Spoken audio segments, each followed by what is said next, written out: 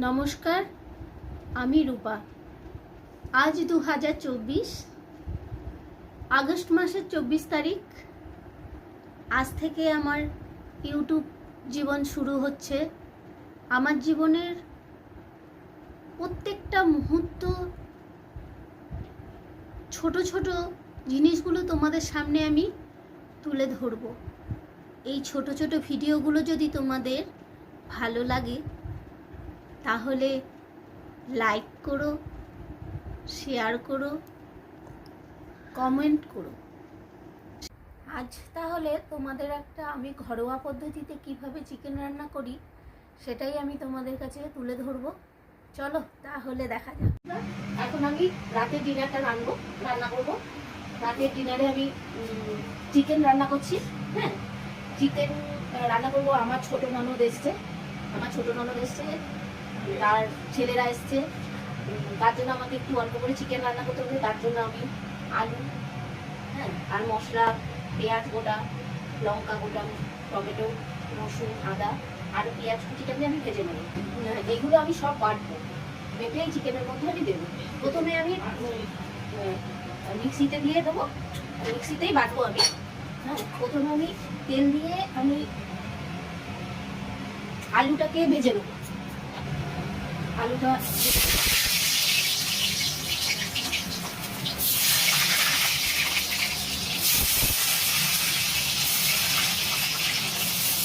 একটু ভেজে নেবো, একটু নুন আর একটু হলুদ দিয়ে,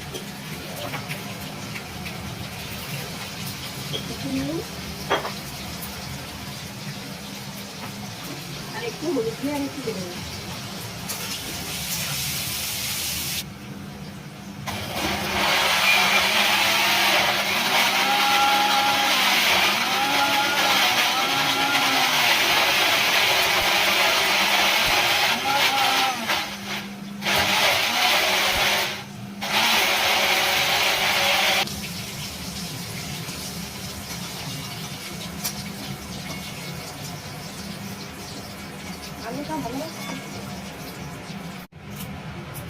আমি তেলের মধ্যে তেজপাতা করে নিলাম,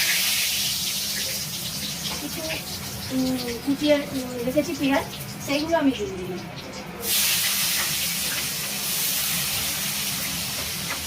আমি দিয়ে নিলাম, একটুখানি একটু ভেজে নেবো।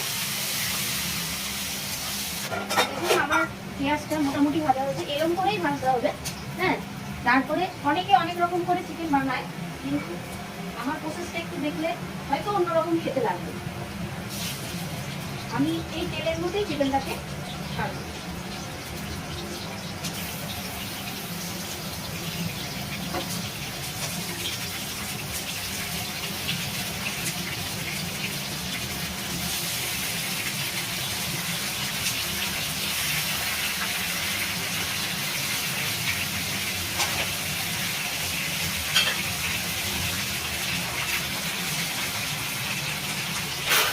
এবার এর মধ্যে আমি সামান্য একটু হলুদ আর অল্প চিনি দিয়ে একটু ভাজবো, অল্প একটু ভাজবো। স্বাদটা আমার একটু অন্যরকম হবে।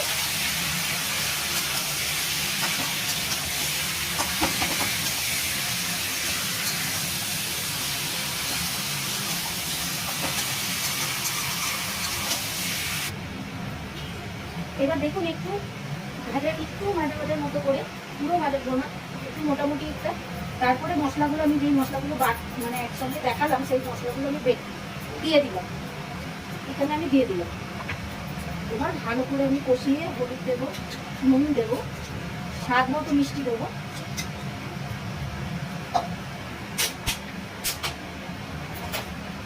হলুদটা আমি দিয়ে দেবো, পরিমাণ মতো নুন দেবো, পরিমাণ মতো একটু চিনি দিয়ে দেবো, যাতে স্বাদ সব কিছু একটু সুন্দর হয়।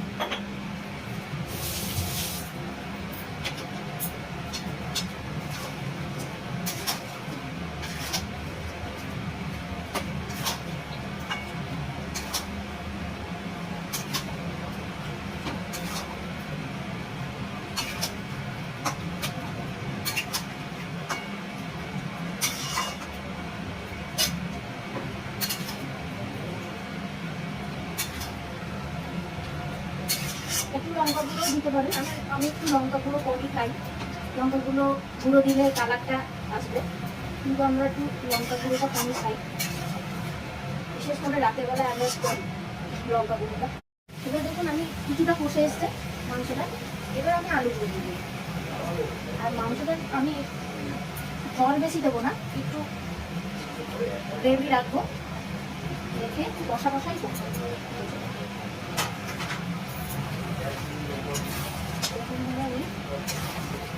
অনেকটা কষিয়ে নেবো, এবার আলুটা দিয়ে কিছুক্ষণ কষিয়ে তারপরে আমি অল্প জল দিয়ে দেবো আলুটাকে সেদ্ধ করার জন্য। দেখুন আমি কিন্তু লঙ্কা দিইনি, লঙ্কা গুঁড়ো দিইনি, তাও দেখুন কালারটা কত সুন্দর এসছে, কালারটা দেখুন কত সুন্দর এসছে।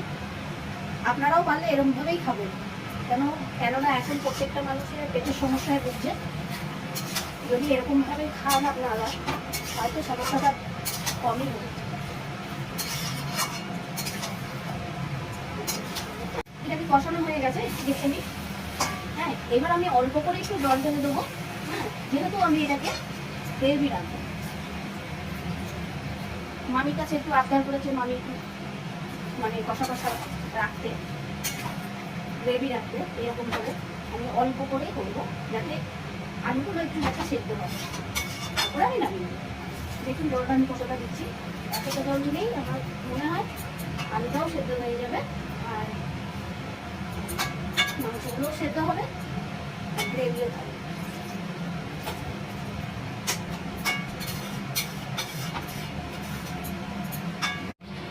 দেখুন এবার এটা আমার এখন কমপ্লিট হয়ে গেছে।